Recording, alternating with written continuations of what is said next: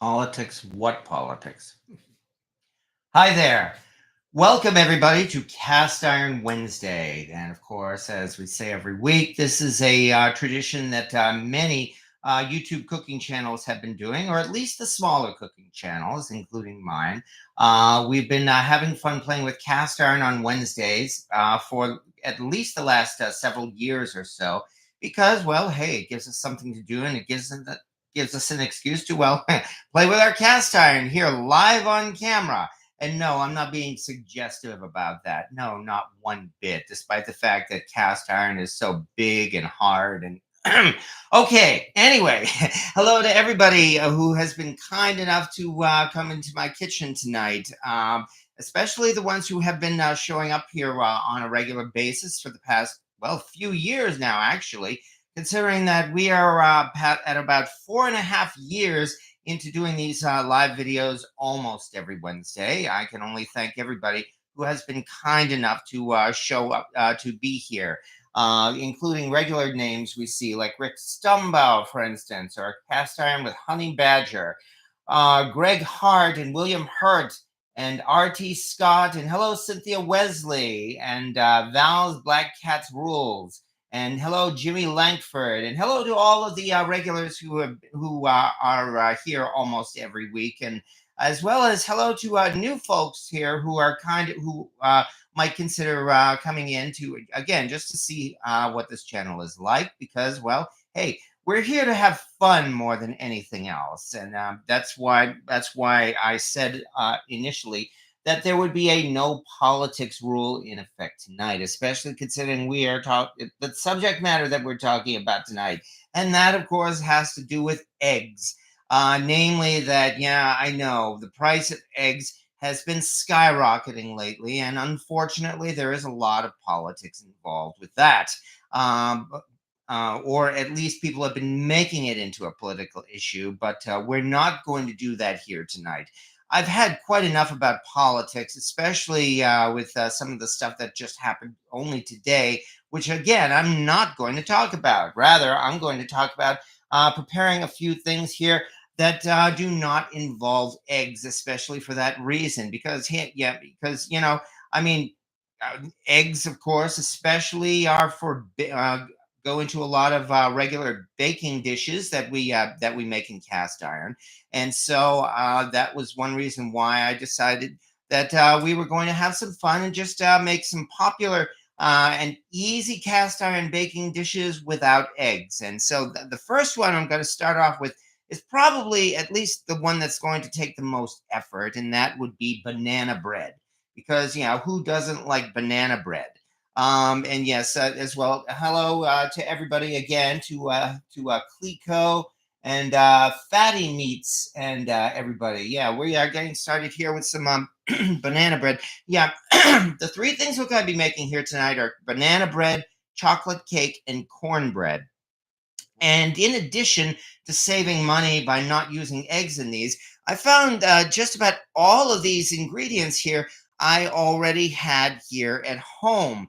But the only thing I actually had to go to the store and buy in terms of ingredients were some bananas that I'm going to be, breaking up right now, because, well, this is a banana bread, of course. I for the longest time, I really didn't understand why they call banana bread a bread, because after all, we bake it in the oven. But nonetheless, apparently the real reason is that it's different from a cake in that while it does rise, it's I guess the ingredients are considered a little bit different. Maybe because we use real bananas, but that still doesn't make any sense. Because after all, we make fruitcake with cake. But nonetheless, we are indeed starting with some bananas here, and that just simply means we got to start out by crushing up some bananas here. So here's an excuse to go once again on the roller coaster ride that I bring folks on every week, and let's take a look here at our big glass mixing bowl. All right, that was one. Here's another. And here is a third banana.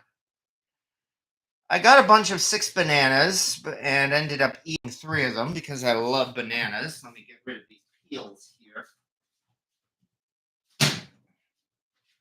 Okay.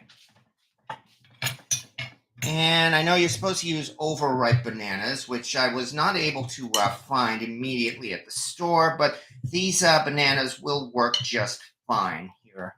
The big difference, of course, is they're a little tougher to crush, especially since I chose to use a glass bowl here.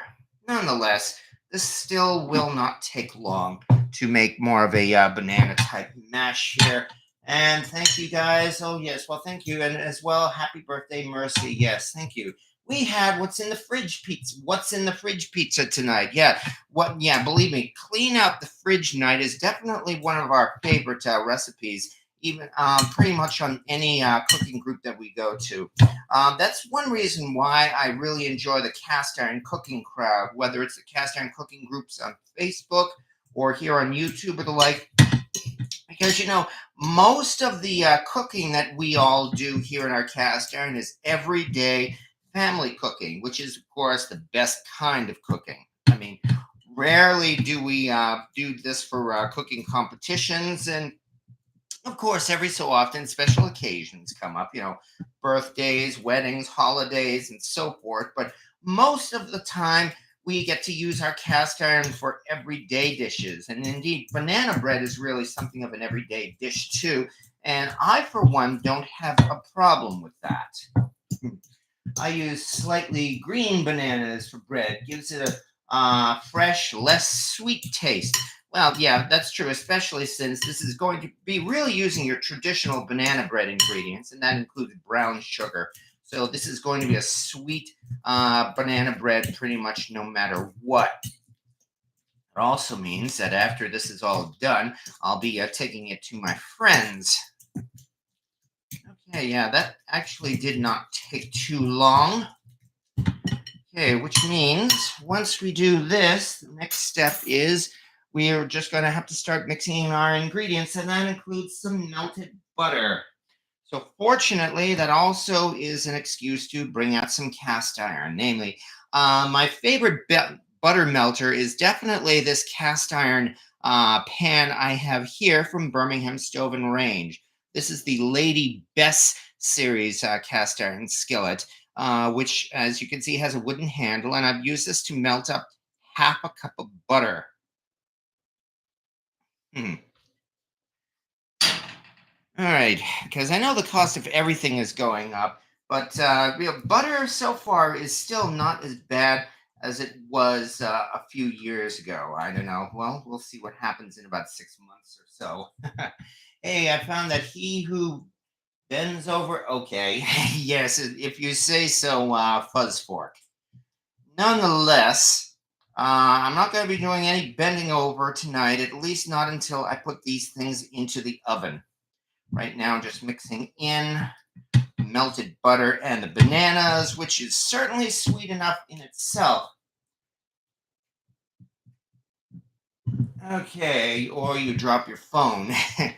Okay, now, next thing we do is we also mix in half a cup of buttermilk. And once again, if the sound has any problem, please let me know. Because again, I've been using a stand mic now for going at least the past couple of months or so, because folks have said that this stand mic gives some pretty good quality sound. Nonetheless, there have been a couple of instances where the sound seemed to cut out, and I do want to be sure that doesn't happen tonight or really ever again. All right, this feels like cast iron widower. Oh yeah. I know that feeling as well. It's like if you fight over the cast iron when you get divorced, you might have cast ironitis.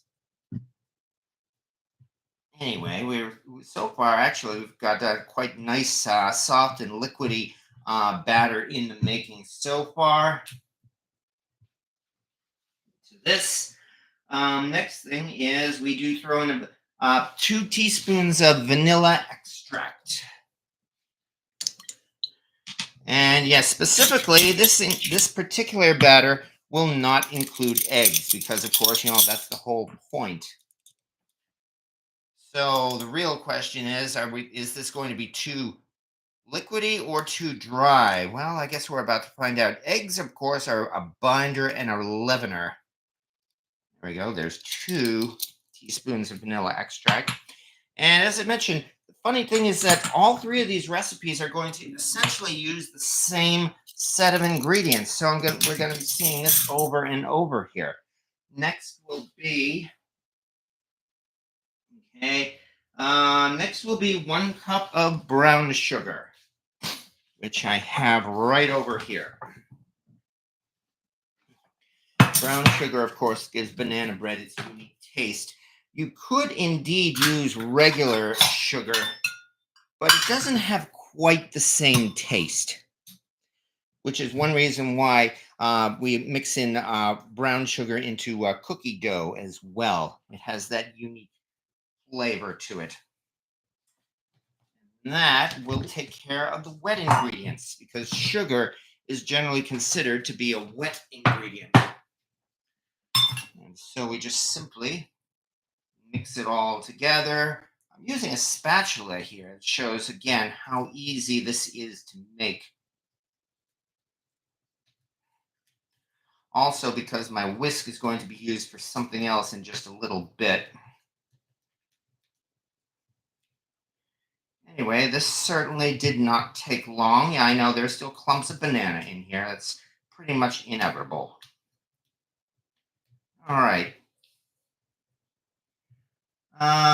Something about Devon. I don't get that. Banana bread. Okay. Banana bread, no eggs. Yes, exactly. That's what we're doing here. This is kind of like an inspiration, I hope, for folks who want to do some baking. But, well, we can't afford eggs, and for good reason these days, it certainly seems like. Nonetheless, we will get by, and we'll still be able to enjoy something nice and tasty here. Now, to this, we start adding in our dry ingredients, which would be 1.5 cups of all-purpose flour. And there's my half-cup. There it is. All right.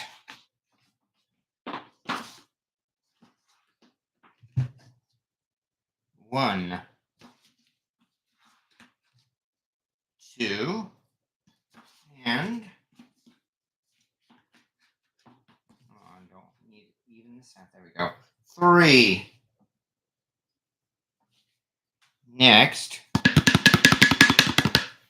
okay, cover this flour so it doesn't spill all over the place, especially since we're going to be using it 2 more times tonight. Or maybe 1 more time. Okay, next, get that recipe again. Okay, all right. 1 teaspoon baking powder, 3/4 of a teaspoon of baking soda.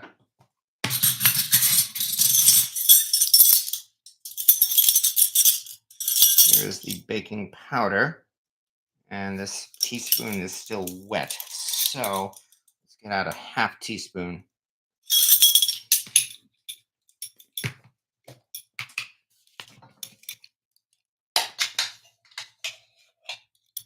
One,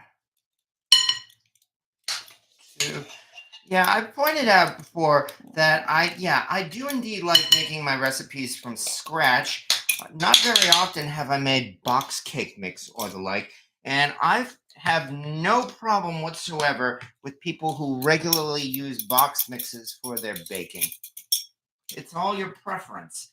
I mean, it might have to do partly with the fact that, I'm doing this for fun, and that um, really, if I mess up, then it's going to be nobody's fault other than my own. All right, here we go. That's 1, 2. Finally starting to get done with this box of baking soda, in which case then we'll be able to move on to the next one. And 3. Okay, so there's the baking powder and baking soda, and 1/4 teaspoon of salt. And I see I made one mistake when getting my ingredients because this also calls for chopped walnuts. which I actually did not get, I'm afraid. So this will have to be something of a plain banana bread. If you can call any banana bread plain. Oh yes, that was 1/4 cup of salt. And that is pretty much it for the ingredients. There we are. Now let's see what kind of a batter we get out of this.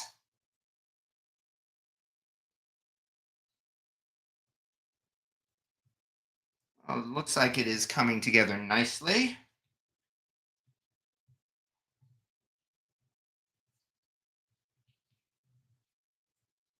Does not look too bad. At which point, once this is all combined, although I better double check the recipe and make sure I haven't missed anything. But I'd say we're at the point now we get to grease our pan, our baking pan, and then get this into the oven. Where according to the recipe, this is supposed to bake for an hour. That's the main reason why I chose to make banana bread first. All right, especially bottom to top here. Okay, let me double check the recipe. Da, da, da, da, da. Glaze, that'll come later. Don't forget step-by-step photos. Add dry. Okay. Medium, mashed ripe bananas, wet ingredients, dry ingredients. Yeah, and then prepared loaf pan. All right. Grease a no-stick baking spray. Grease with no-stick baking spray a bread loaf pan. Okay. Well, here, fortunately, is where we get to bring out the cast iron. And that, of course, would be a cast iron loaf pan, as exactly as it asks for. This, in fact, is a Camp Chef loaf pan. It's actually not a Lodge, which I have had for several years, although just last year I got the Lodge large loaf pan. All right, and let me see. They mentioned nonstick spray. I'm going to use good old Crisco. Which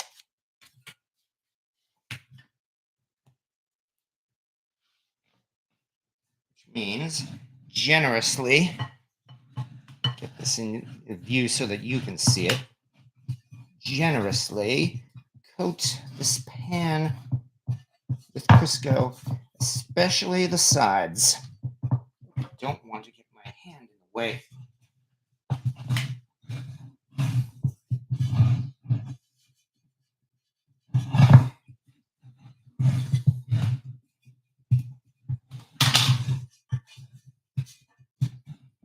And the corners. All right.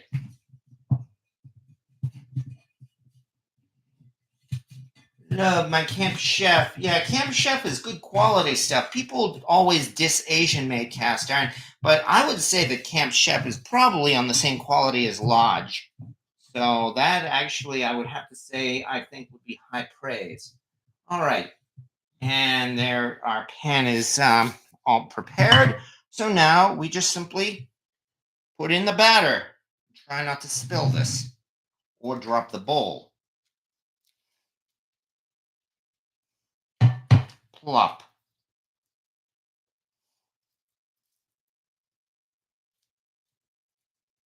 Okay, like I said, don't spill it all over the place.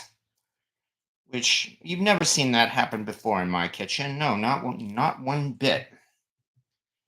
Okay, well, yeah, considering there is both baking soda and baking powder in this, I certainly do expect this to rise quite a bit, even though we are not using eggs. Let me get this bowl into the sink. Even this out a little bit. All right, and there is dish number 1. All right, which also means I get to lick the spatula and see how this tastes without eggs. Mm, mm. Tastes pretty good, yeah. Okay, that means let's get over to the oven. And in it goes.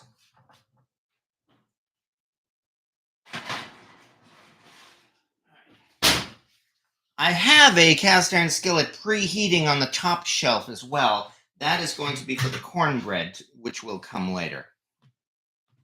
Anyway, that was dish number one. Let me get out another bowl.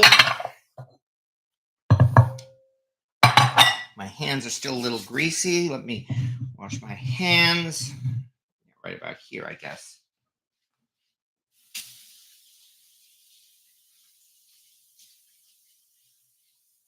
All right.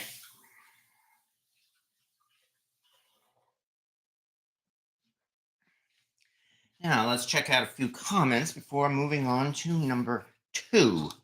Although it looks like I'm going to have to wash off the spatula too. So give me a second to do that.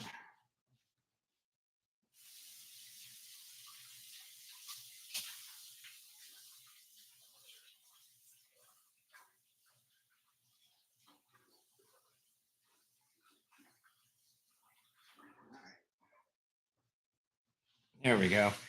Because always keep your workspace clean. And in fact, I'm going to use a completely different spatula for this while I let this one dry out a little bit.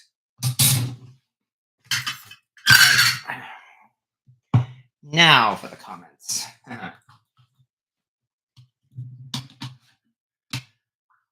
Oh yeah.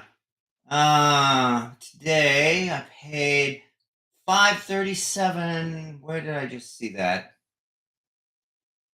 Camp Chef is good. Okay. Oh yeah. For what it's worth, today I paid $5.37 for a dozen eggs at Stewart's in Columbia County, New York. Yeah, that's quite a bit, I will have to say. Well, that's the reason why we are getting by without eggs tonight, so that we can just that spare the eggs for something else, like maybe breakfast, for instance, or something special like birthday cake. I don't think I've ever had lemon bread. Ooh, lemon bread sounds good while we're at it. I watched a video where they blended an entire orange, added egg, oil, and sugar and flour, and made a cake. Well, that sounds good too.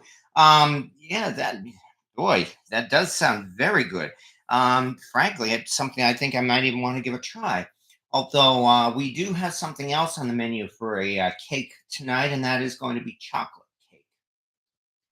All right. Yeah. Strong's Adventures. Yes, indeed. As you can see, I do have a loaf pan. In fact, now I have two loaf pans. That standard size Camp Chef loaf pan and the Lodge large loaf pan. I like the name of that. That sounds nice on the tongue. The Lodge large loaf pan. All right. Let me see. We make a butter cookie recipe the other evening. So yummy. Ooh, that all sounds good too. Yeah, there are quite a few things you can do. Clico, I recently paid $12 for a dozen eggs, but they still make very nutritious, easy, versatile, and a rather economical protein for a meal. How much beef could you buy for $12? Well, there is that. You can argue it in that way. Rick, is the arm any better? Yeah, I did cook an egg today and bacon in my cast iron skillet, and it was a delight. Well, yeah, we can consider eggs a luxury, so enjoy them when we use them. Weather person said some lousy weather coming your way. What else is new? All right. Anyway, we've gotten down this far, so now it is time for number two.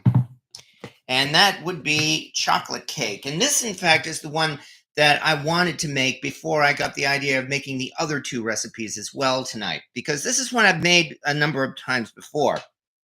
And it's a pretty famous recipe. I dare say a number of people here probably made this one.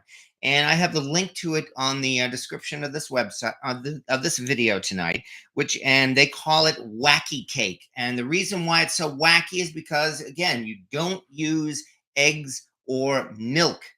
So it is a pretty basic cake. And in fact, this is a famous Great Depression recipe from the Great Depression. You know, when basic staples were really hard to get, kind of like today.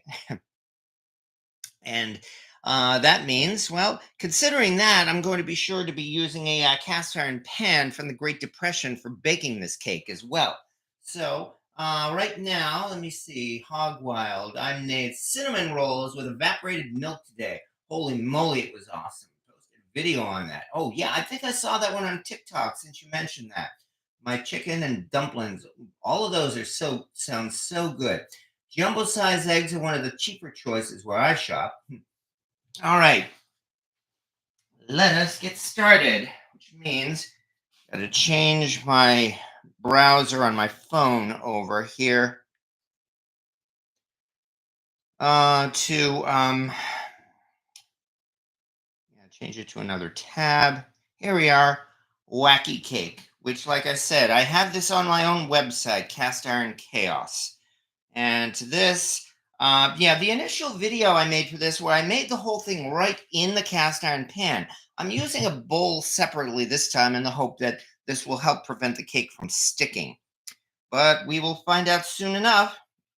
And we're going to start out once again with 1.5 cups of all-purpose flour. See, we're using the same ingredients basically, with only slight modifications, and that ends up with a very different type of cake.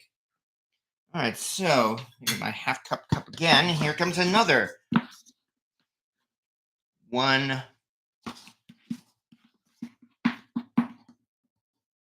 2, come on, do this right, and 3. All right, cover this once again so I don't spill the rest of my flour. Which, yes, I have done that before. I'm sure everybody is just surprised to hear that. All right, that takes care of the flour. Next up, 1 cup of sugar. All right, time to break out the sugar here. I'm gonna move this mouse out of the way so I don't bump it. Okay. And to this, I have my somewhere here it is. My 1 cup.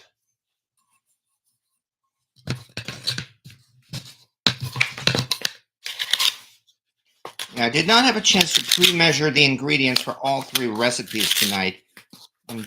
Best I can say is I am going as quickly as I can. And slightly more than that, but only slightly. There we go. All right. That is 1 cup of sugar. Again, cover the sugar. And to this, 5 tablespoons of unsweetened cocoa powder. Again, you can tell this is from the Great Depression because they're being because they're being frugal with the most expensive ingredients here. 5 tablespoons. That is a little bit more than 1/4 cup. So that would be 1/4 cup plus 1 tablespoon. So 1/4 cup, which is quite different from my regular chocolate cake recipe, which calls for a full cup of cocoa powder. Not yet. I've got a little bit more. Where did my measurements? Here they are. To this, we also put in 1 extra. So now we have 5 tablespoons of cocoa. Now the part we break out the whisk. Start whisking these dry ingredients together.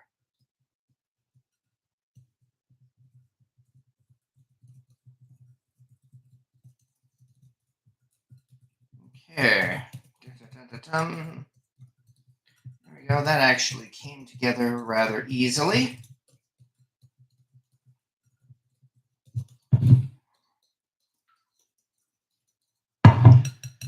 Okay, to this we add a teaspoon of baking soda and 1/2 teaspoon of salt.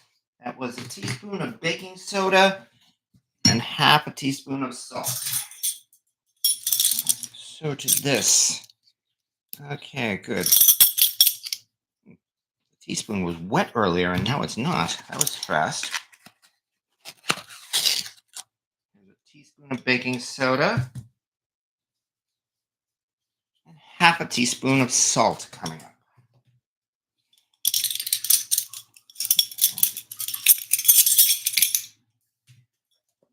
All right.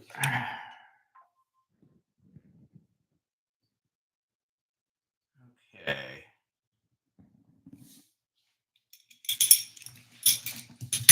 Now let's whisk it all together a little bit more. Whisk, whisk.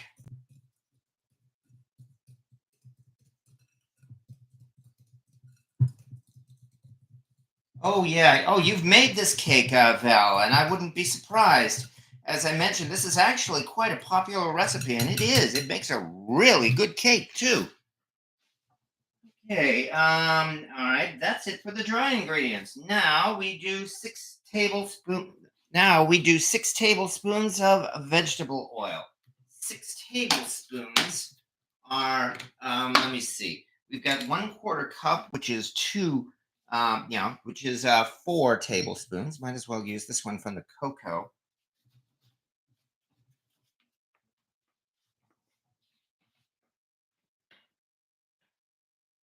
So here comes 4 tablespoons. If I don't overflow.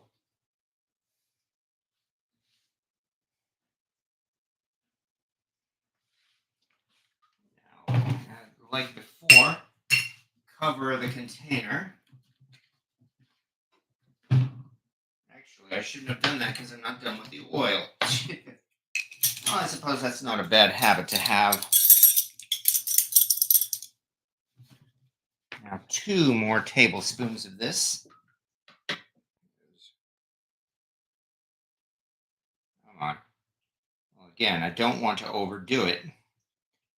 1,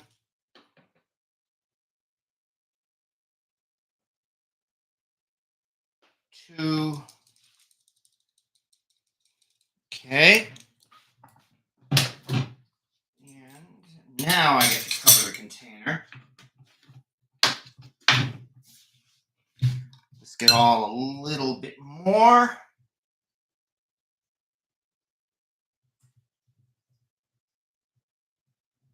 Although there is definitely more liquid coming too. In fact, next we do 1 teaspoon of vanilla extract. More vanilla extract coming up. And here again, in regards to saving money, I am so glad that it's been a few years now since I started making my own homemade vanilla extract. It was very much worth the investment because it saves a lot of money in regards to vanilla extract.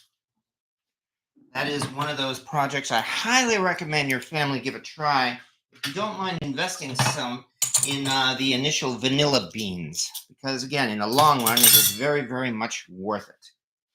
This 1 tablespoon of vinegar. And here's one thing. If the recipe calls for white vinegar, I use apple cider vinegar, and I have not had any problem at all with it. It does not change the flavor of the cake.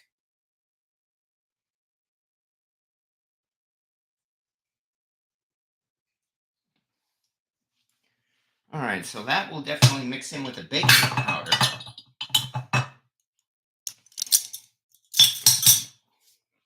And finally, 1 cup of cold water, and that's it. Get my ice water out, or cold water at least. Don't want to spill anything. Get my 1 cup again. Where was? Oh, it's right here. Okay.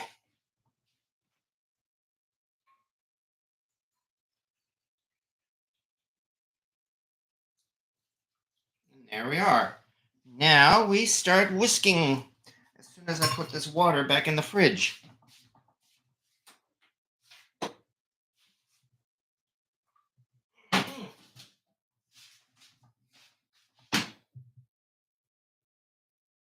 Here is where patience comes in, because eventually all of this will mix together as long as I'm careful and I don't spill it all over the place. while we're doing this. Am I the only weirdo that doesn't care for chocolate cake? Well, you know what, Strong's Adventures? I really can't have chocolate cake very much anymore either.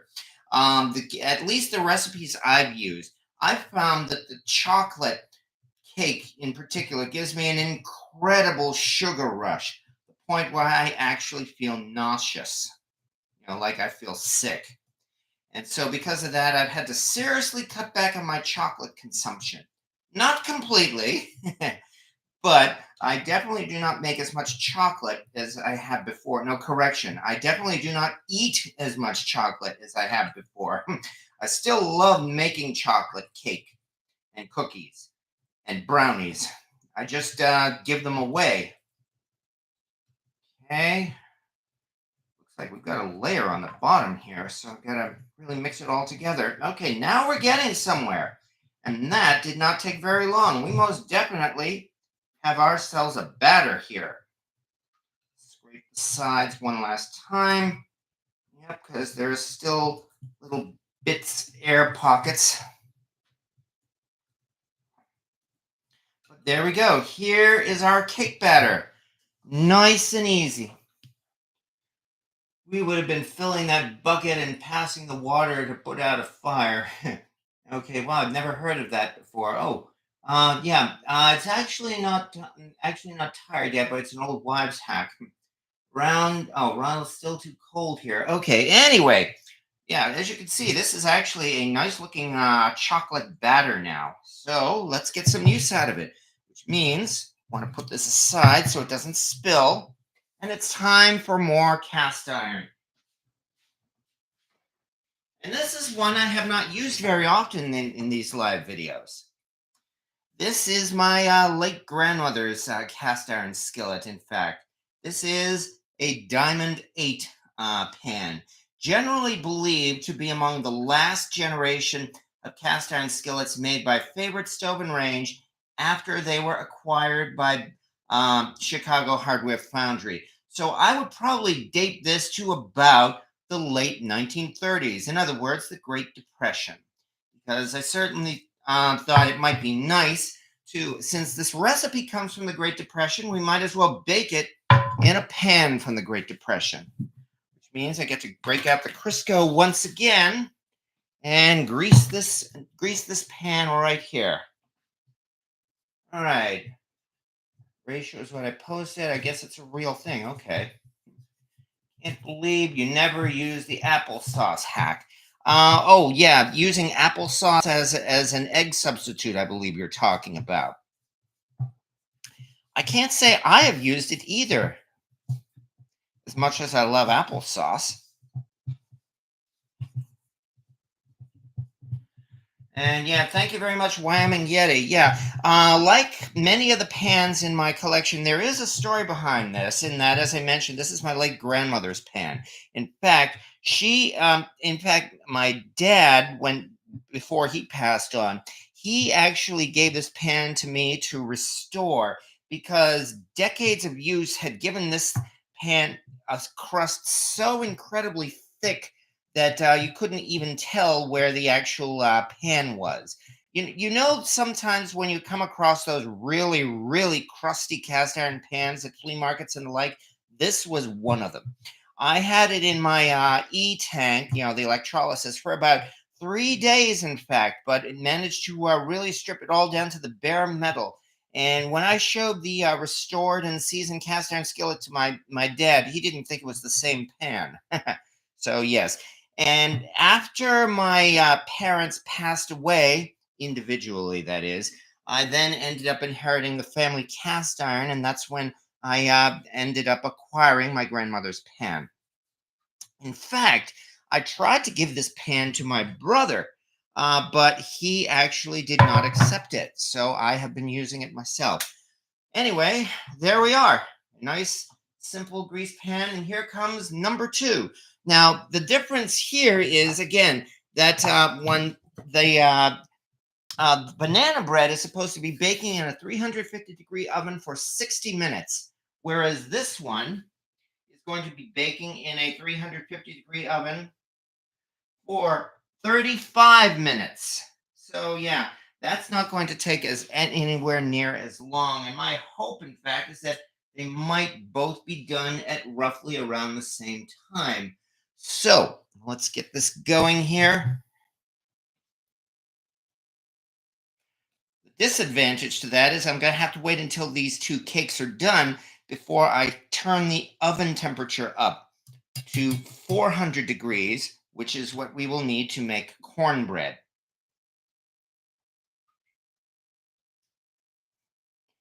But yeah, once again, no eggs. And this one is also famous for also not using milk. It does use vegetable oil, yes, but no milk. All right. In fact, I'm gonna taste test this spatula myself. Mm. Oh, nobody would complain about this batter, that's for sure. Wipe this off. And all right. Now let me see if I figure right.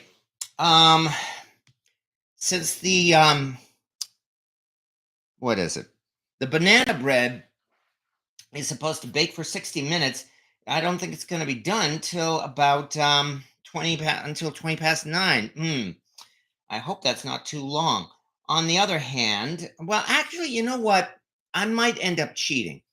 In that I'm going to bake this cake for 30 minutes, and then I am going to turn the temperature up to 400. I'm just going to have to keep an eye on the banana bread so that it doesn't burn. But let's get this into the oven as quickly as we can. This has to be for 35 minutes.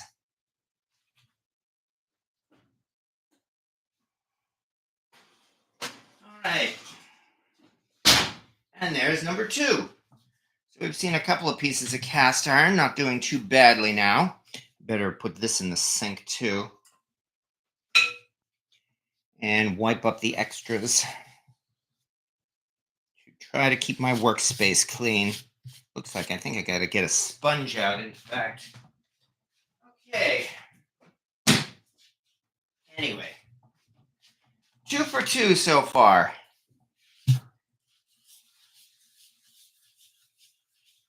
The last recipe is going to be cornbread, which, as I mentioned, is actually going to have to be baked in a 400-degree oven.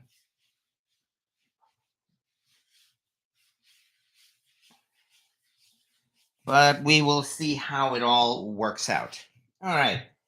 Anyway, once we, okay. Here we are. Here's a cloth. Dry this off a little bit.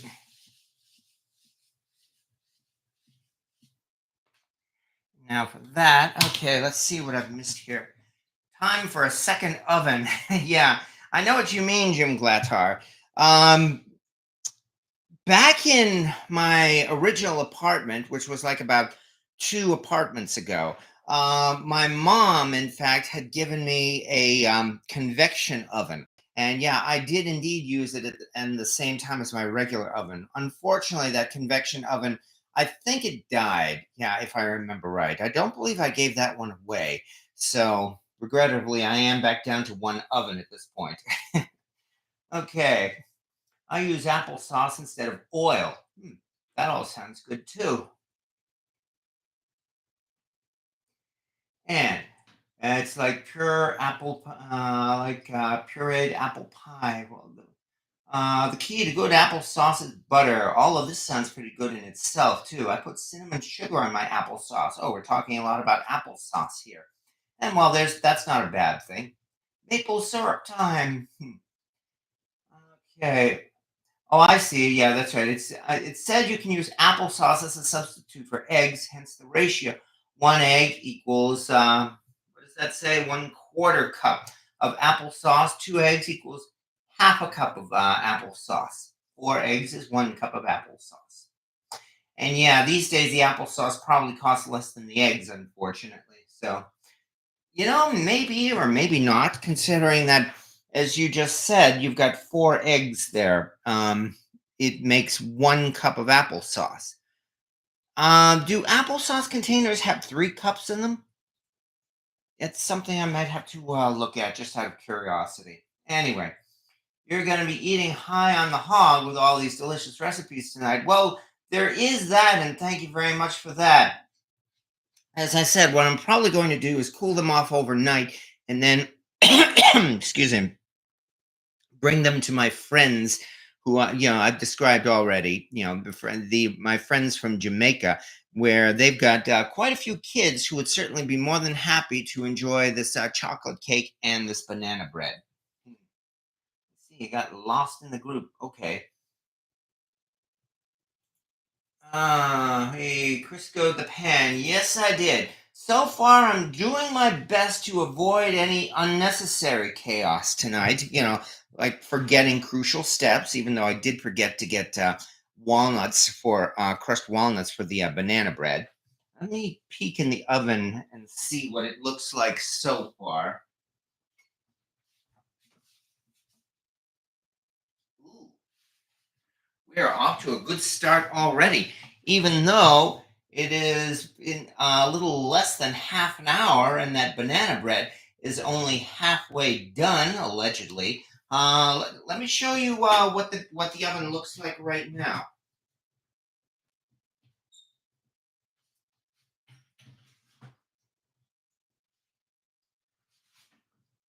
So the banana bread is actually rising all right. So we are definitely off to a decent start. All right. Having said all that, come on, there we go. Okay, sorry for the close up of my chest here. Okay. All right. Anyway, hide user on this. Oh no, that's right. I accidentally clicked the wrong thing here. Okay.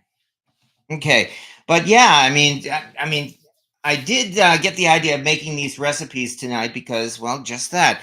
We are getting into some tough times here, especially with things like the cost of eggs going up for various reasons, which I'm not going to get into. As I said already, I'm not going to be talking about politics tonight.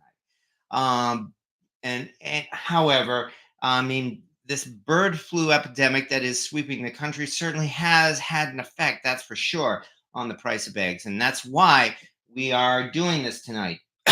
Excuse me, to consider an alternative so that you can still make something nice for your family and your kids and your friends without having to spend extra money, which most of us don't have, on things like eggs unless we absolutely need to. And frankly, desserts like this, as you can see, we can indeed work our way around it. Consider making two of those wacky cakes, for instance, and you will be able to have yourself a double layer chocolate cake. All right, I'm stuck with the trotters not being high in the hog. Okay, high in the hog means to live in luxury or be wealthy. Not me, yes, exactly. So here in the South, Corey, living high in the hog means we're faking it. We had a streak of good luck. Yeah, and that is certainly you can consider that the case for a lot of people as well. I've had some strokes of good luck in my hunt for vintage cast iron, and that's one reason why I've been lucky enough to score some interesting pieces for my collection, including inheriting that cast iron, that diamond eight skillet from my grandmother, for instance. So I was watching a channel with a chicken farm, and they say that bird flu is a hoax to raise the price of eggs. Oh God, I'm well. Let them speak for themselves. That's all. It's easy enough to say that really about just about anything, and frankly, based on everything we have seen, I would say there is indeed quite a bit of evidence to really suggest that no, this is not a hoax, because if you do about the only way really to say that bird flu is a hoax is to go into conspiracy theories, namely that it is a massive cover up by by the media and so on and so forth. And the reason why I do not believe in conspiracy theories of this kind is for one simple logical reason: these conspiracies have to be massive. We're talking about thousands of people all across the country, frankly all around the world, all of whom work for different companies. Yes, I know global corporations and all that, but still different companies, enormous numbers of people, all whom all seem to be keeping silent. I mean, really, all you need is a whistleblower or two and some evidence. That's the important thing. And this whole conspiracy falls apart. So, this is why I can certainly say that yes, this bird. I am indeed in the camp that is that knows that this bird flu is real and it is not just some conspiracy to drive up the cost of eggs. So that's my take on it, and that's about as far as I'm going to get. It's because I have dealt with conspiracy theories for at least the last 3 or 4 decades. I'm sick to death of them. Too many people have been hurt by conspiracy theories. Yeah, and again, no more politics. But and I, for one, am not going to use this channel as a place to spread conspiracy theories. Oh, it's real. A chicken farmer here had to kill all his chickens. Yes, exactly, Corey Clark. That's only one example of many. So I see two eyes in the dark doorway behind you. Is that Miss Mobley? Let me take a look. I'm thinking um you might actually be seeing cars in the background through my bay window there in the living room. Miss Mobley does not, I don't see her initially. She might very well be upstairs sleeping on the bed, perhaps. So he's a chicken farmer. He says all blown out of proportion to raise prices. I'm just a messenger here. Oh, yeah, no, I'm not, believe me, I'm not arguing with you, Huggy Bear. If anything, I mean, if I wanted to bother with it, I might ask you to pass on my message to him, but there's really not much point. I mean, I do really am not going out of my way this time to to get into arguments with over this kind of a subject. So uh, all we can really do is just get by, protect our loved ones, and that includes our pets, quite frankly, like Miss Mobley, and look for substitutes like we are doing tonight here. um because I'm already starting to smell that banana bread and that cake. So yeah, I mean, frankly, if this was a good excuse to try a new recipe, and that's not a bad thing in itself either. So yeah, I think those are cars, exactly. So, yeah, it's not going to change anything. There is that. So, yeah, that's the other thing about conspiracy theories is that they are based on faith-based arguments. And no, I'm not talking about religion. I'm just talking about essentially believing they're true. And when you believe they're true, then they are true for you. And it takes an enormous effort to get you to change your mind. And evidence usually is not involved with it. Okay, Fuzzy still gets up early to milk the chickens. All right, the chicken flu could get worse. Well, regarding who said that. Okay, anyway, suggesting making fried cornbread instead of baked simply to save you some time. Just a thought. That is a thought. The recipe I have is a very very basic cornbread recipe, and I'm not really so sure how well I might be able to get around with doing fried cornbread for that reason. All right. Why did the chicken cross the road? It was free range. Yuck, yuck, yuck. Okay. Anyway, back to cooking. Yes, exactly, Jimmy Langford. You are correct there. All right. So, what I think I will do is I am going to up the oven temperature to 400 degrees and just going to have to keep an eye. Actually, I know one thing I can do: move these things from the bottom shelf to the top shelf. That might help because all my heat is coming from the bottom of my oven. So let's do something about that. All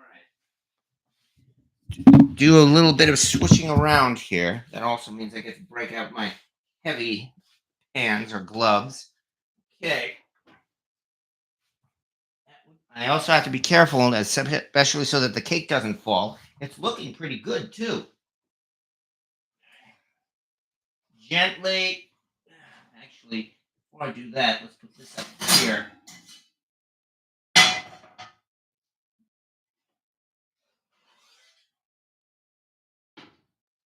go. That's one. That's two. Actually, I need my other glove for this. And I really, no, that's right. My camera's over here, so I'm not blocking the view. Just don't want to drop this. There we go. All right. Okay, now I'll put this back down here.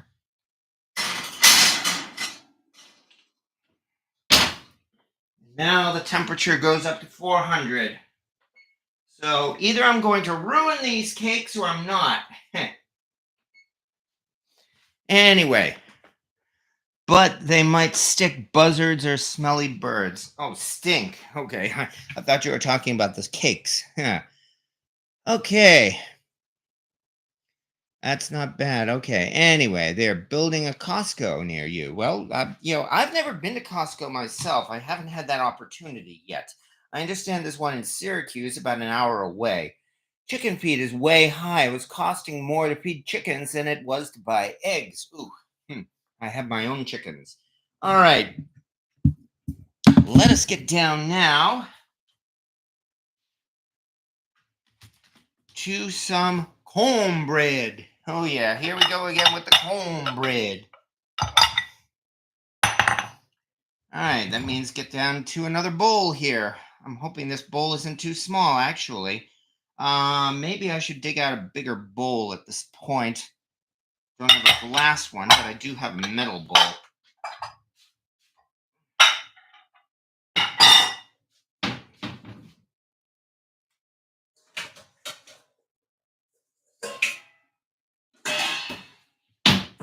All right. That might be a little better. Okay, which means I get to switch around to the third and last recipe of the evening. And that would be, again, I have the links to all of these recipes on the description of this video. This one is from a site called The Taste of Kosher, and it is eggless cornbread. Let me close out these stupid pop-up videos. All right. And in fact, this is a very, very basic cornbread recipe, too.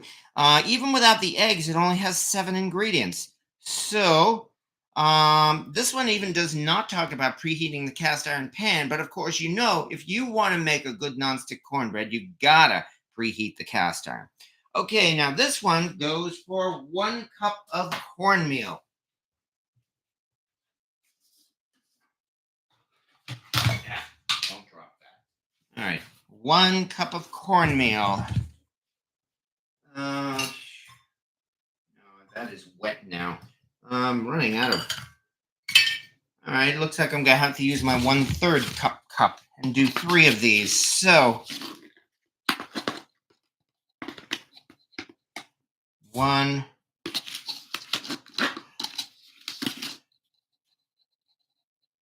2,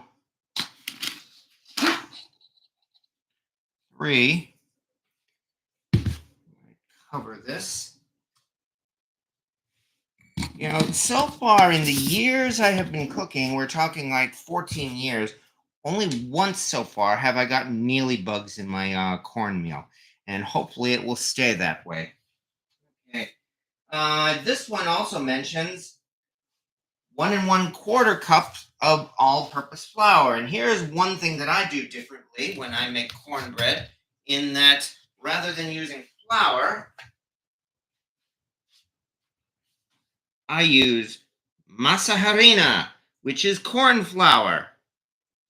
All right, because it kind of gives it a more authentic flavor to it because we're using more corn. Especially since some people argue that you shouldn't use flour in cornbread. So 1 1/4 cups. Okay, that means we do 3 more of these. 1, 2. Also, I've been using a 1-to-1 ratio of masa harina to flour, and I have not had any problem with that. 3, very, very slightly less than 1/3, which will be about 1/4 cup. There we go. Okay, the oven is at 400 degrees, so I definitely need to check those cakes in, oh, I don't know, probably about 10 minutes or so. In other words, just when this is ready to go into the oven. So it could very well work. Um, where is my whisk? Oh, my whisk is in the. Okay, I can't use my whisk. All right, that means I'm gonna have to fake it.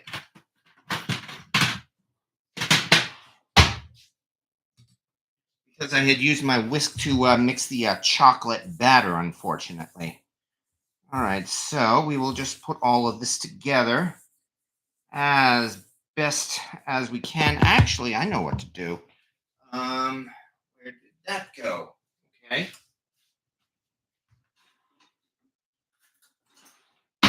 May not have a whisk, but I have a fork, whatever that's worth. So yeah, more substitutes. Actually, this is not doing too bad a job. Okay. Now for next. Okay.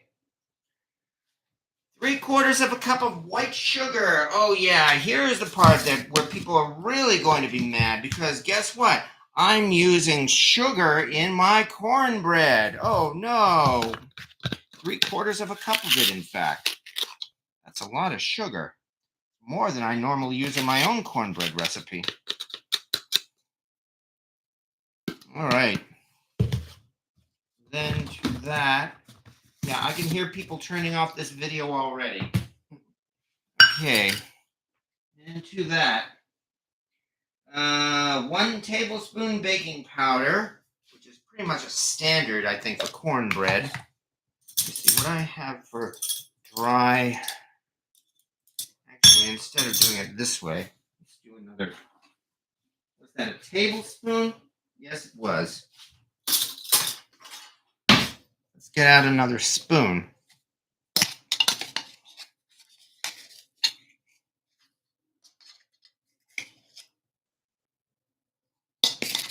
I'm not even sure if that's the right amount. Okay. All right. 1 tablespoon baking powder and half a teaspoon of salt. And for this, I'm just going to eyeball it. That's what I get for going into my third recipe here, where I've used up most of my cooking utensils, like my measuring cups and the like. It's mixed together, all of the sugar and baking powder and salt. And we've got a pretty standard cornbread recipe at this point. Yeah, I know. Other than the sugar. Gotta have the sugar. You struggle with it, and I'll keep you lifted too. Yeah, Kimberly, you're right. I bought my mom something for Christmas out of habit. Oh, I get it. Well, my condolences there. Well, use it as a memento, or gift it to somebody special. All right, I took care of that. Better watch the oven here. I'm smelling something. Let's check the oven.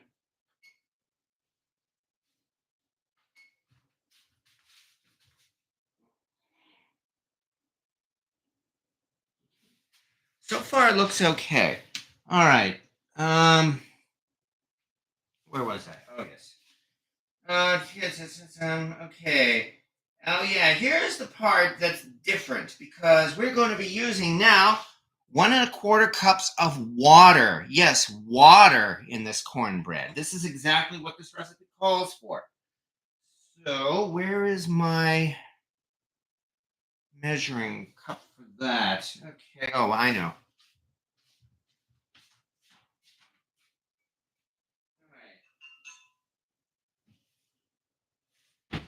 I'm almost tempted to use milk, but I'm going to go with the recipe, which supposedly has a lot of good reviews. So let's do 1 1/4 cups of water. Yeah.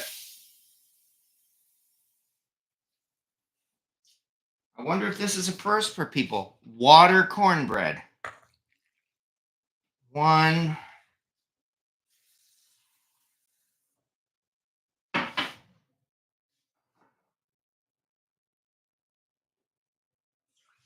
and 1/4 cups of water. Boy, this is going to be interesting. I'm actually curious about this myself now. And finally, 1/3 of a cup of oil. So oil, I guess in this case, oil and water do mix because we're adding 1/3 of a cup of oil to it.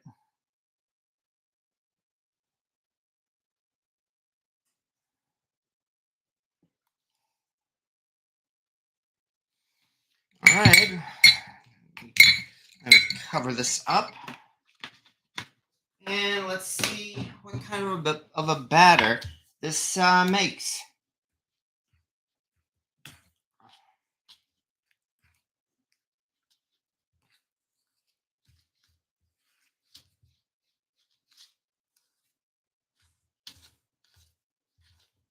Well, I do have to say it is actually thickening. As incredible as it sounds, it could actually work. In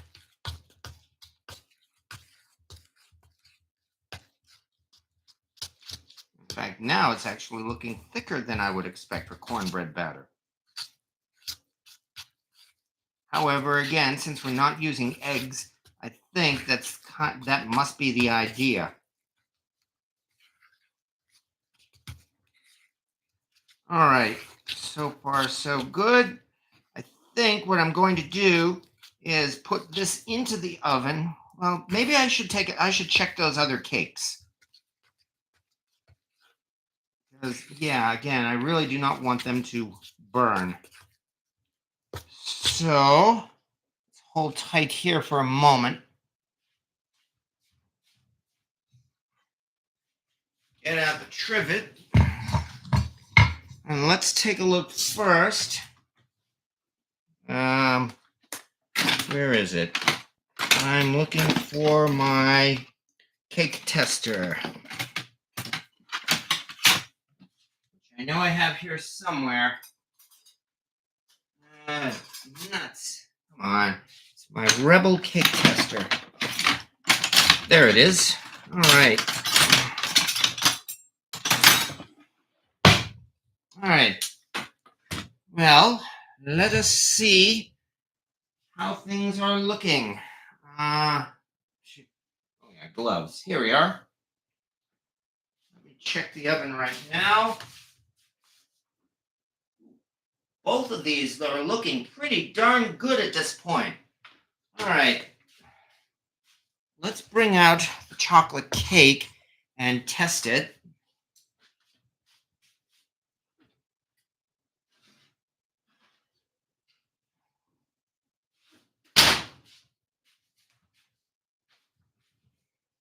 I have to say, this does not look bad at all. But how does it look on the inside? As a matter of fact, I do believe this cake may very well be done. Ooh, not bad, actually. In that case, let me put this aside. I think I'll put it on a burner of the stove where the heat will not get to it. And let's test that banana bread. All right, get my other glove then.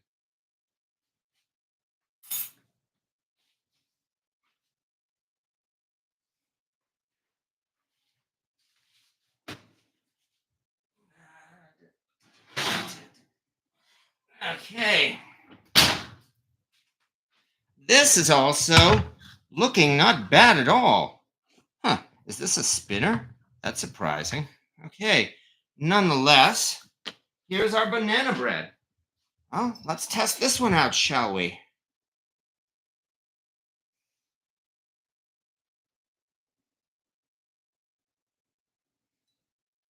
I have to say, it looks like 2 for 2 here. All right, I think maybe putting these on the top shelf might very well have helped.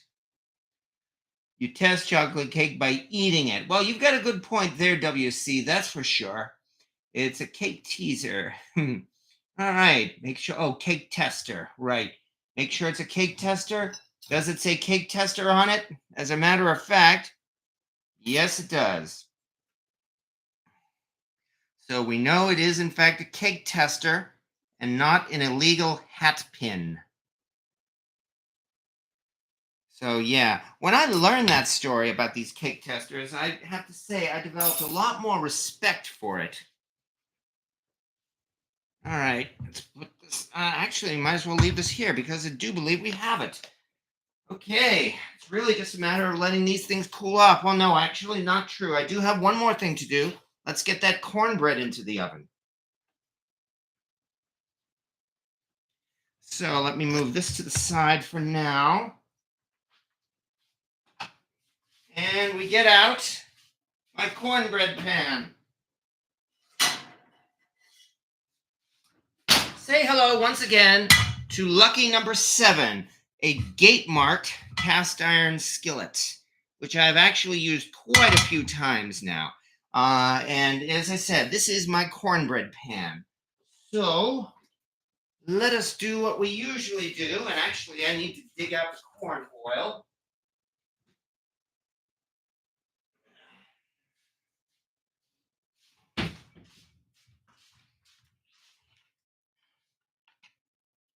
And let's a little bit of that. Put that glove back on because this is a hot, hot pan. And get this in the oven for just a minute to heat up the oil. All right. Let's see what we have here. Yeah, the banana bread won't last long enough to cool. Well, there is that, that's for sure. Yeah, exactly. The handle, yeah, I mean, I have to say these these generic gate mark skillets, they do have a very attractive design to them. There's no denying that. It's only that they're so common that antique vendors still try to put high prices on them just because they're old. And I really hope this thing isn't too thick. I mean, look at this. I am not okay. This stuff here seems to have settled. I am not sure since there are no eggs in it, but I'm thinking I might actually want to put some more in this because this is a very, very. I am not so far. I'm not satisfied with this, so I'm not sure if I should mix in more water or maybe throw in some milk.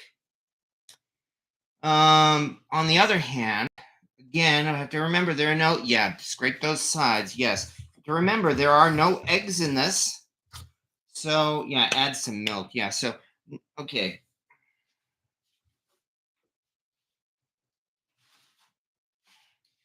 Because there are no eggs in this, I think I'm going to make sure the batter is still thicker than usual for cornbread.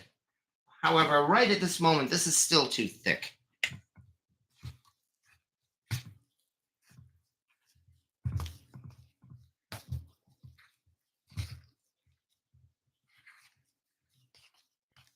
All right. Still too thick. A little bit more milk coming up. About 1 to 2 tibs. Like maybe that. Okay. I'm going to, at this point, say that this is an experiment, with this eggless cornbread. So if it turns out that this cornbread does not turn out well, then that's life. Because both of those other cakes, they are looking pretty good. This is looking a little better. Like I said, I wanted to do the batter thicker. Try adding an egg. I'm actually going to try to be honest to the recipe. The whole point of this is cooking without eggs. So, I mean, if I'm going to add an egg, then I might as well make a regular cornbread recipe. Which really this is. The big difference is that it's said to add water rather than an egg. So that is unusual. However, what can we say? Let's give this a try. All right, that means get the pan out of the oven.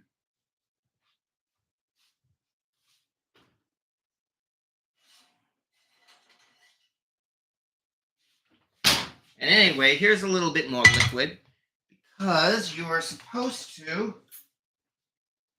Oops, don't take that glove off yet. This is still hot. You're supposed to pour the extra oil into the batter here.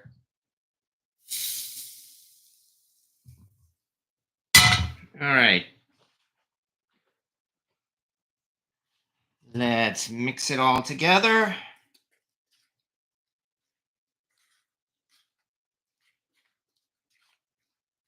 As I said, if this doesn't work, well, I won't be happy, but I won't exactly throw a temper tantrum either. And here we go, as the Joker said in The Dark Knight. Well, it's still sizzling at least.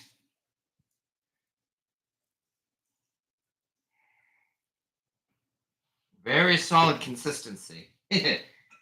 Maybe too solid? Well, as I said, if this doesn't work, then it doesn't work. Nonetheless, into the oven goes our cornbread. All right.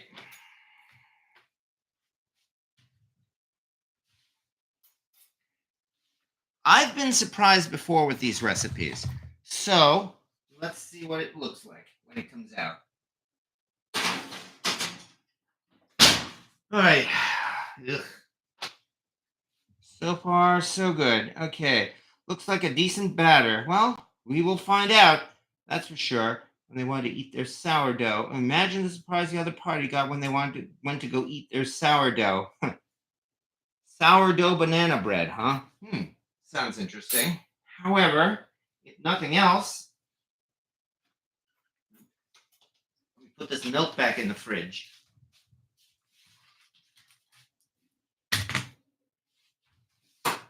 Okay. Anyway.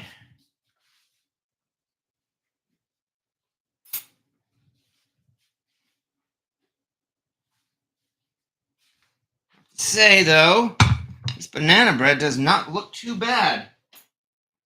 And what's more, it does appear, oops, actually, one other thing. Here it is.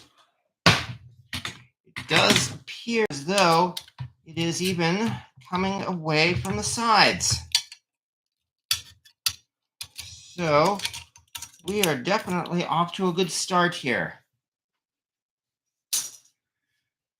All right. I watch but don't comment. Hello, Rose Moore. I have a question, kind of. There are 75 of us watching, but only 23 likes. Oh, yeah. Well, people watch and they lurk, and everybody is certainly free to do the usual, like, share, subscribe, as they always say with these YouTube videos. And well, anybody who does care to like this, certainly please do so. But thank you very much for your comment as well, Rose Moore. Appreciate your assistance on that. All right, shall we try flipping this banana bread? Because this thing's. We saw with the cake tester that it looked pretty solid. The algorithms love the thumbs up. Okay. Let me dig out a plate.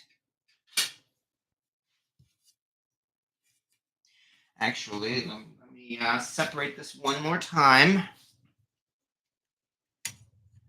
Yeah, as I said, this is actually coming away from the sides very nicely.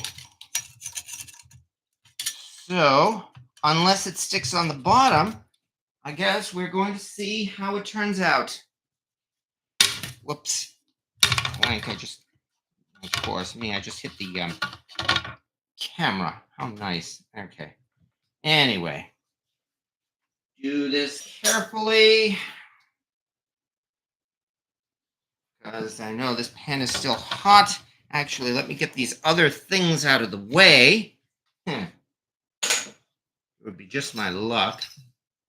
And this mouse. All right. Yep, sure enough. clicked something on the mouse.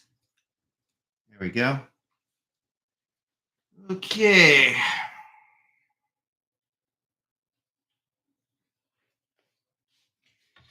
Here's my not so favorite or favorite moment. Do this carefully. Bam. Bum, bum, bum, bum, bum. And how am I going to lift this? Oh. Well, now. Ha-ha! Hey, there we go. Nice. And relatively little sticking, too. All right. So that means we are at least, so far, 1-0. Don't want to do this wrong. Whoop. Ha-ha! There it is. Here is our banana bread. All right. Yeah, not bad. And once again, as the whole point was, we made this without eggs. So yeah, this is looking nice and smells like bananas too. All right. Never like a video until the end. Well, I hope you like it tonight, Jim Glatar. So far, I think we are doing pretty good. Finding Nemo, mine. All right. Anyway, well, at least one of these recipes turned out to be a success. The eggless banana bread. So yay, there we are off to a start. Let me dig out another plate. Maybe 2 plates.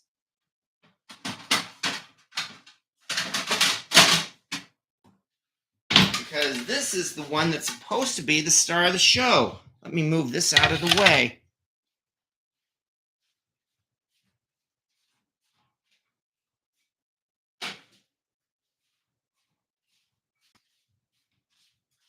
And that would be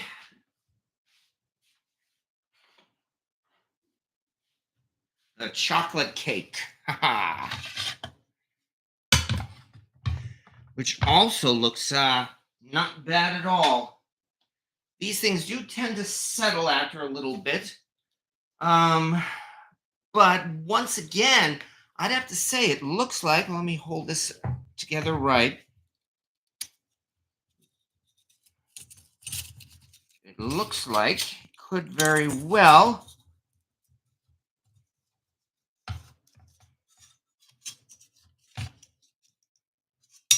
flip successfully. And that, I guess, is what we're going to find out. I never complain about meatloaf until it's all gone. Ooh. Well, eggless meatloaf, I guess you're talking about?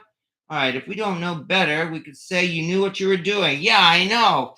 I'm doing a good job convincing you that I know what I'm doing.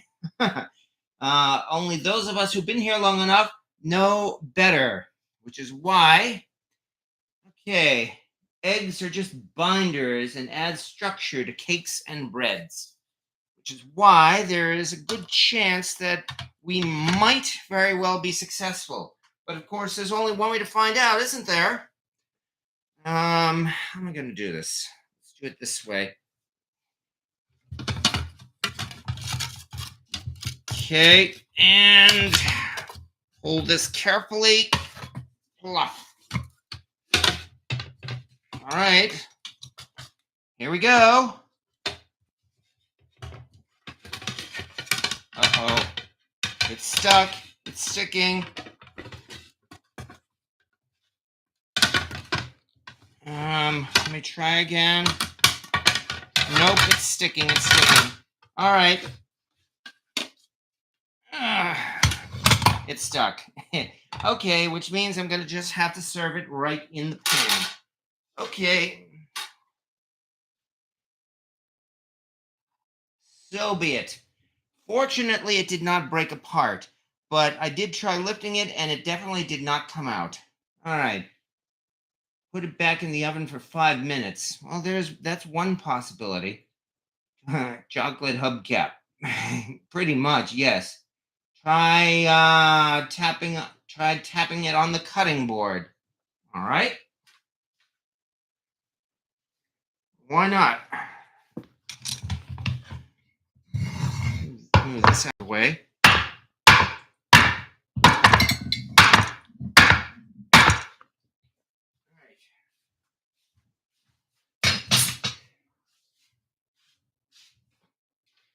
I could just try serving it right out of here. All right, just eat the whole pan. No one will know. Yeah, exactly. Come a long way. Now he teaches us. Well, I have learned a few things. Yes, of course. With all of your help, it's certainly been helpful. Although, let me check on that cornbread as well. Well, the cornbread has a ways to go. And I'm still not so sure about the consistency. All right, if you like, we'll give this another try. Turn it over and tap again. Okay, why not? We've come this far.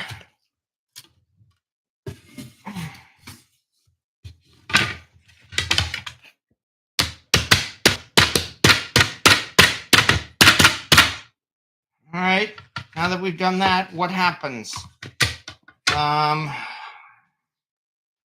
Let's find out, shall we?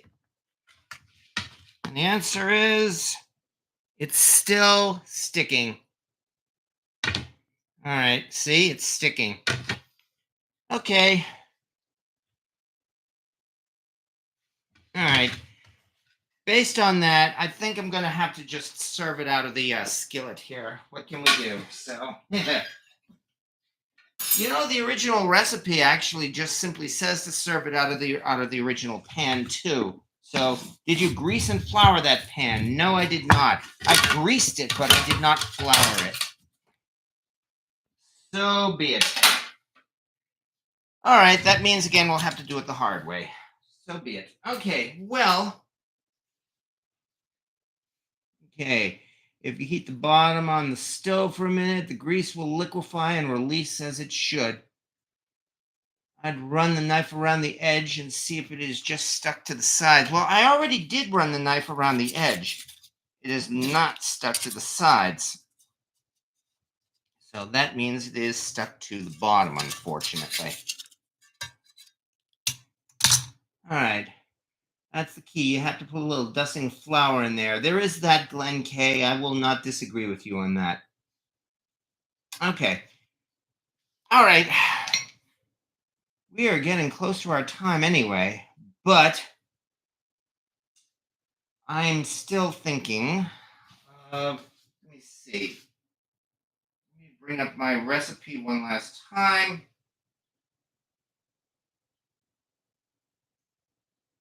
There it is for a wacky cake. And that would be chocolate glaze, 3 tablespoons butter, half a cup semi-sweet chocolate chips, 1.5 cups of powdered sugar, 2 tablespoons of hot water. That all sounds good. All right. Let everything cool and harden before serving. Okay. We are getting on into our time tonight. And I haven't yet finished the cornbread. I did want to do a glaze for this cake, and I still might, but right now I'm kind of concerned that the cornbread, I'm not so sure that this cornbread is working the way that it's supposed to. Well, I don't know yet. Doesn't look too bad right now. I'm just worried that it's going to end up being too dry. I bake hundreds of cakes. If I miss a little spot with the flour, they always stick. Well, there is that. And thank you for your expertise then, Glenn K. as well. Perhaps sticking is normal, and that is why they said to serve it out of the pan. You may very well be right, Clico. Again, this is one of those recipes from the Great Depression that was obviously not prepared by a professional chef. It was prepared by someone who was frugal and who managed to come up with a really good combination that produced a nice looking cake, because this is a nice looking cake. I certainly won't disagree there. Should have used the lamb mold. Yeah. That's coming in a couple of weeks, I think, because we are getting close to that time of year too. Unfortunately, I've noticed that Even with the Lodge mix, the sweet cornbread always has a problem sticking. Yes, that's true. Last year after the National Cornbread Festival, I picked up 3 of Lodge's cornbread mixes. 2 of them, both of the sweet ones, stuck. The regular savory buttery cornbread, on the other hand, turned out perfect, and that was really a delight to do. If you're going to buy Lodge's cornbread mix, I strongly suggest you just get the butter cornbread mix, not the sweet cornbread mix. If you prepare it as it states, it turns out great. All right. So, how are we going to do this now? I am going to have to. Okay. I remember that show. Yeah, exactly. I imagine a mint flavored glaze for that cake. Let me quickly dig out one more of my pans. Yeah. Which one am I going to use? Oh, yes. What else?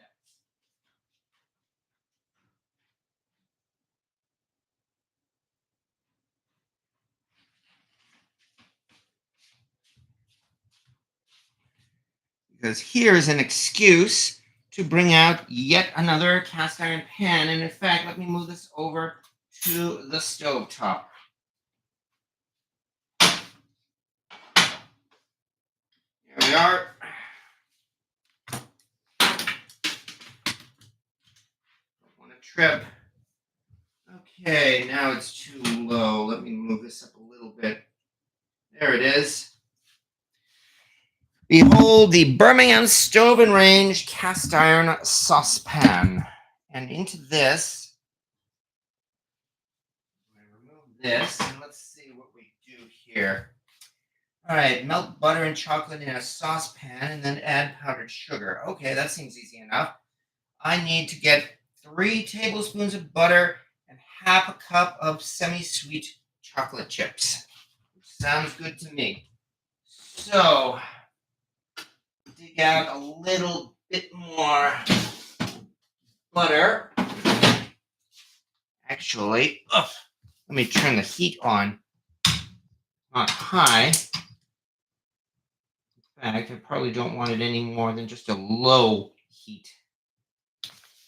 Okay.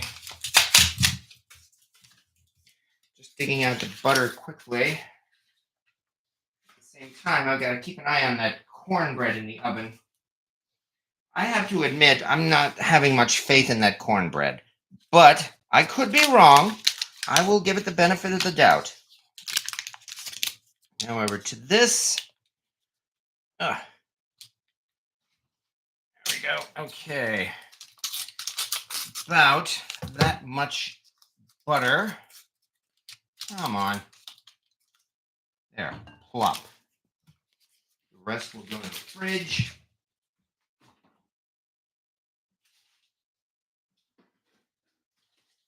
Along with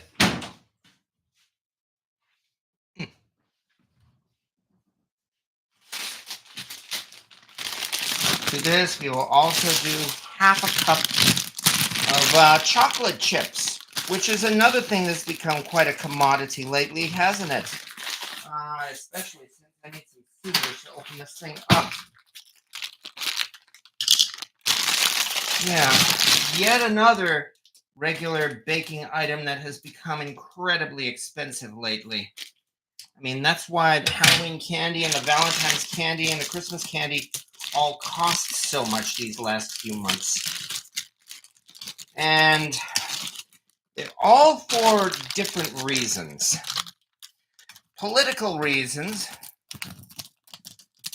but not the kind of politics where, like it or not, we can't really blame Congress for that. If I understand right, with chocolate in particular, I do believe... come on, why isn't this opening? Let me do this again.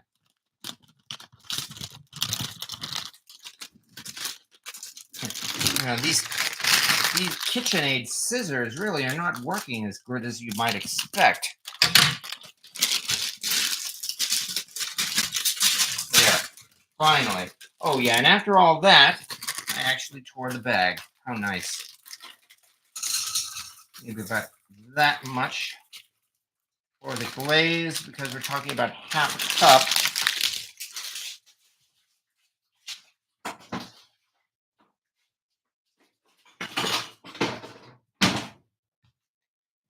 And now,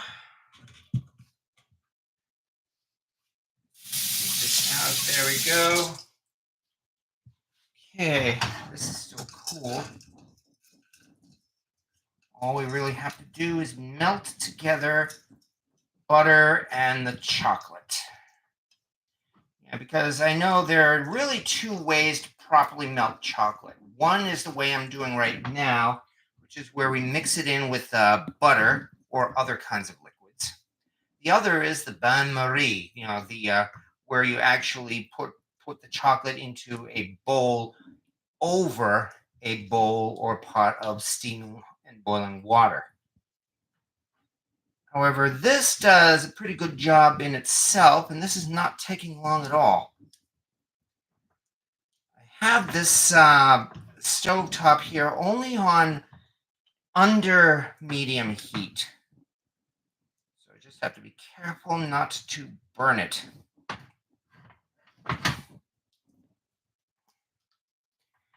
Anyway, this is actually melting indeed.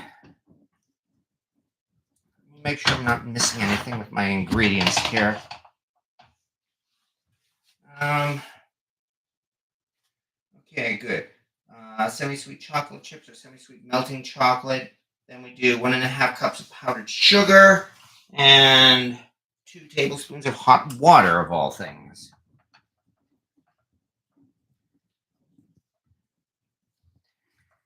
Because I think we are going to need a little bit more liquid here. Because this is melting, and yet it's actually still getting something of a solid consistency. Maybe I should have melted the butter first. Nonetheless, still getting close to where I want it to be.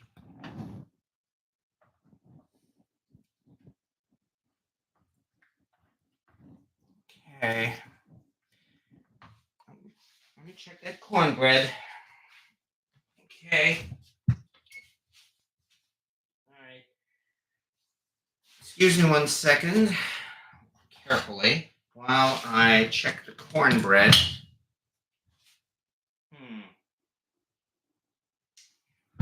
Looks like the cornbread is getting brown on the sides and the bottom.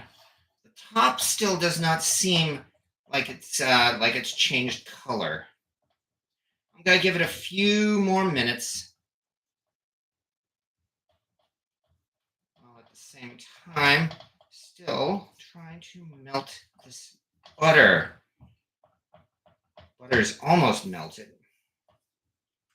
All right, and let's see if I'm missing any comments here.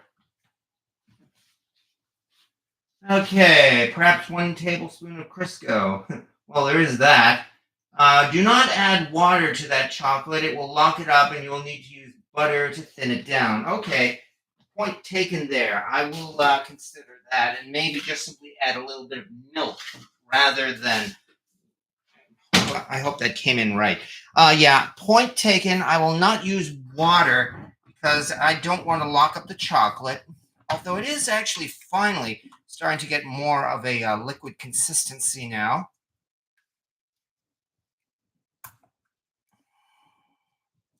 So it's getting a little better. However, to this, sides too, I mean, this is not looking too bad. Although to this, we are going to mix in 1.5 cups, roughly, of powdered sugar.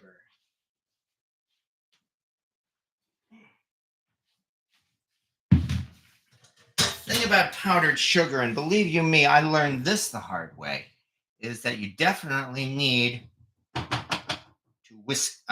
to sift it. Otherwise, you get lumps in it. So, let's do this quickly. Plop.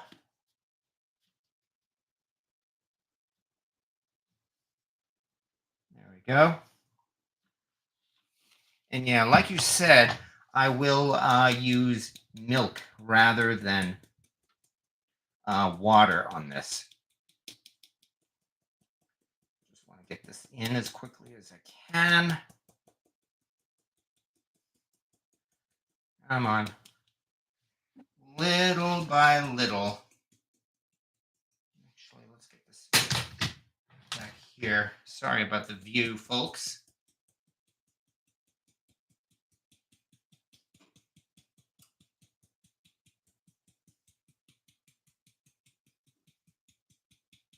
It's snowing, as if I haven't seen enough snow recently in the last few days. Gotta be careful the sugar doesn't burn, because I can see it's getting all over the place, like powdered sugar usually does. However, I'm going to hold tight for a moment, because I need to check that cornbread again. All right, let's take a look here. How am I going to do this? Okay. Didn't expect this video to turn this long, but we are almost done. My thought is once I'm finished glazing the cake, we will probably call it a night. But right now, just let's take care of this cornbread. Because I have to say this doesn't look too bad. And actually, it's still, yeah, I thought this was going to turn into a rock, but this is actually feeling not bad at all. Let me dig out a toothpick. I was honestly expecting this to turn rock solid here, but it actually looks like it has a consistency similar to, well, cornbread. All right. However, I do believe I'd say our cornbread may very well be done after all. Okay, how about that? I'm a little surprised too. Okay, let's get back here to this because this is still over the heat. And again, at this point, I think I want to finish up for the evening, as I'm sure you folks do too, because it is a Wednesday night.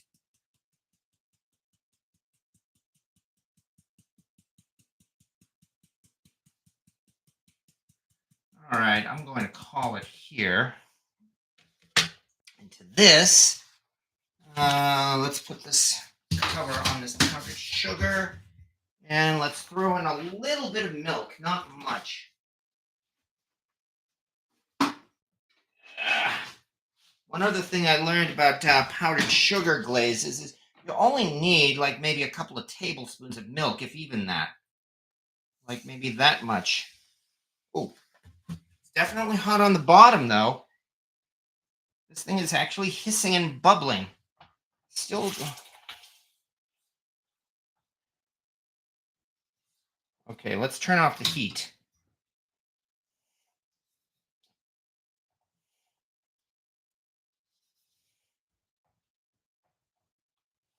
Lo and behold, this thing is really just metamorphosed. Yeah, I think that's the word. Metamorphosized or metamorphed into a very liquidy glaze, maybe more liquidy than I would have liked. Also,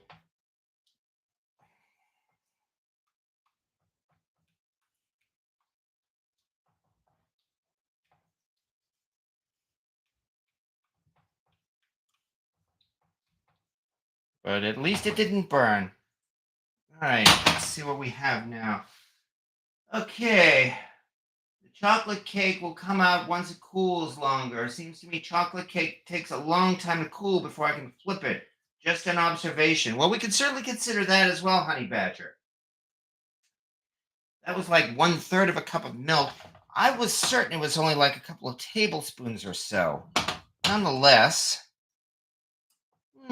Actually, I don't know. This doesn't seem too bad, as you can see here.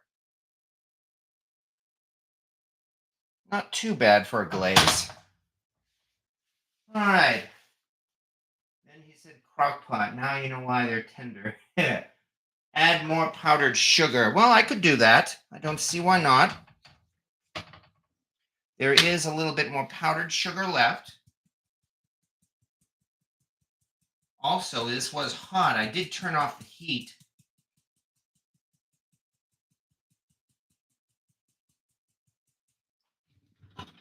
And here's where cheat a little bit. And this is why I sift my powdered sugar.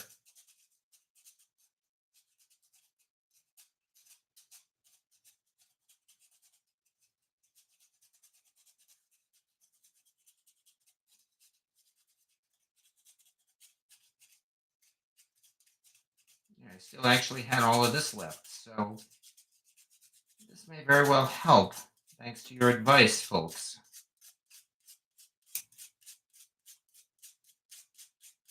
Okay. Well, let's see what happens now, shall we?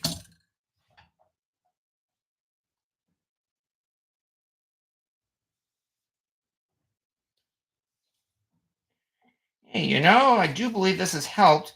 Although, on the other hand, again, the heat was off and it is cooling down too. I think there might be lumps in it, though. Shouldn't panic.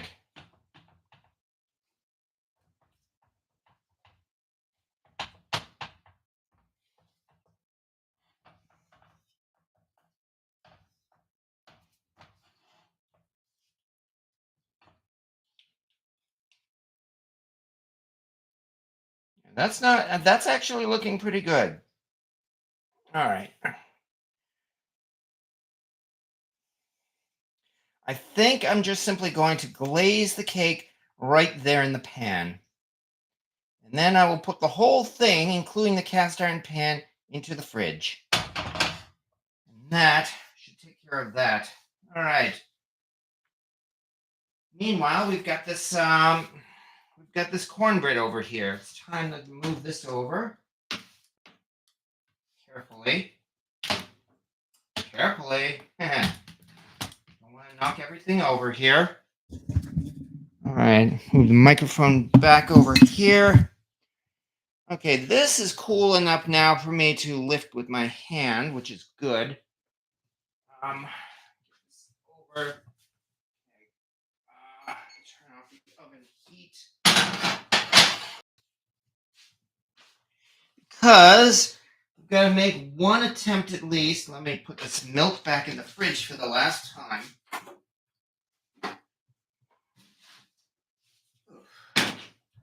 Took longer than I thought, and I'm sorry this is taking up so much of your time, folks. But we are almost done. All right. Let's do this. And see what happens with our eggless cornbread. I've got another, here it is, another plate.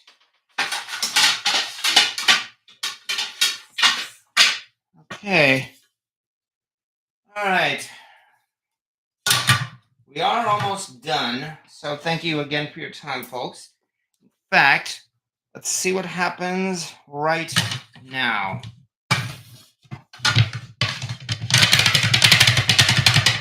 And the result is, this one also stuck. Oh boy, this one came apart. This one stuck badly. Oh well.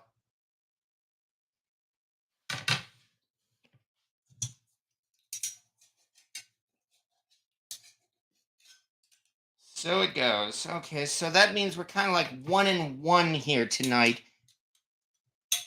I'm not sure if we can consider the chocolate cake a success or not. Oops. Ugh. There it goes again.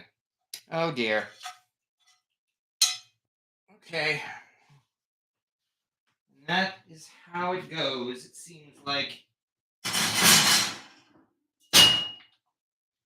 However, despite all this, two things. One is, let's see how this tastes. Let me take a little piece of this and give it a try. Mm. Well, the sugar certainly helped, but I would have to say it does, in fact, taste like cornbread, so that's something. All right. Cornbread crumble, pretty much, yeah. Although, you know what I like to do with my leftover cornbread? Tomorrow morning, I'll simply put it in a bowl with milk and eat it like a cereal. Cornbread mush. Because this actually does not taste bad at all. So, I'll have to find another way, I guess, to make eggless cornbread in a cast iron pan. The original recipe did not say to use a cast iron pan. It said to use parchment paper in a 9x9 baking dish. So obviously, I guess they knew it was going to stick anyway. But nonetheless, well, we've had worse. And anyway, I can still eat it. So that's not so bad. That's why eggs are used as a binder. You're exactly right, Corey Clark. If nothing else, this can be once again be considered a learning experience. However, having said all that, okay, let's move on to the last step for tonight. Let me put this aside.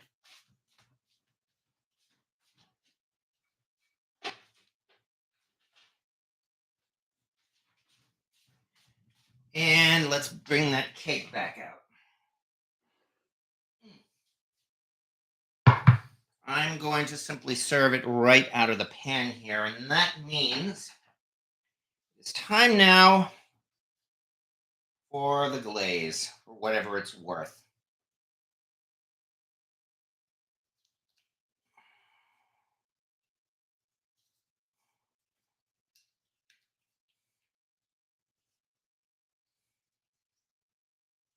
It doesn't look too bad. We spread it around. And I do believe this might very well be working. Although, thank you for your suggestion of not using water, that's for sure.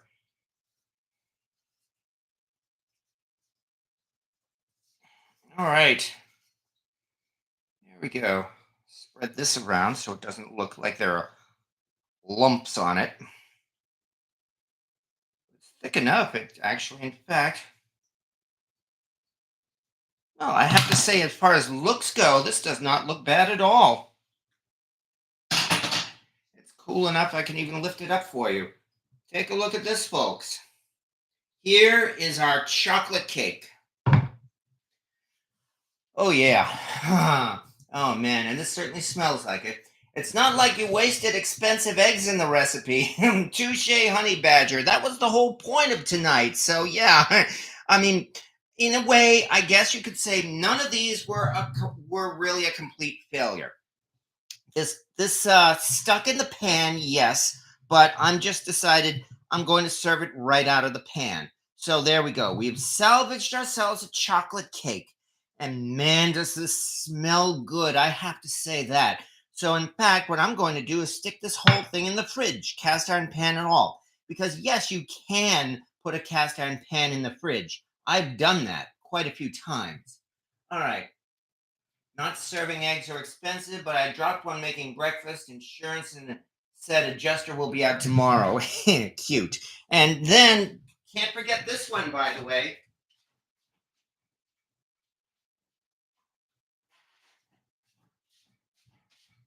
Here's the one that did work. The banana bread.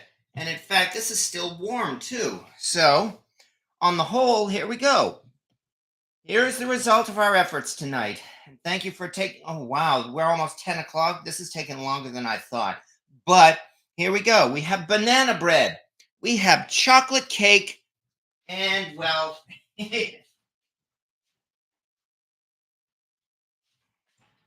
like you said, we have cornbread crumble. But this cornbread crumble is definitely more than edible. Mm, it actually tastes pretty good. So there we go.